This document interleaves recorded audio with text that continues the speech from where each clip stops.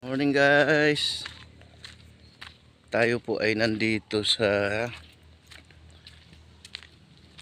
Sariaya, Quezon. Naglalakad po ako ay maghanap ng makainan. Wala pong makainan tong lugar na to. Napakahirap ng makainan. Puro palayan ang nandito.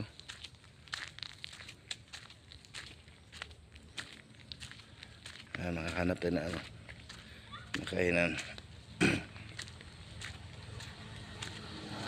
Ito highway. Silipin natin kung saan mayroong makainan dito.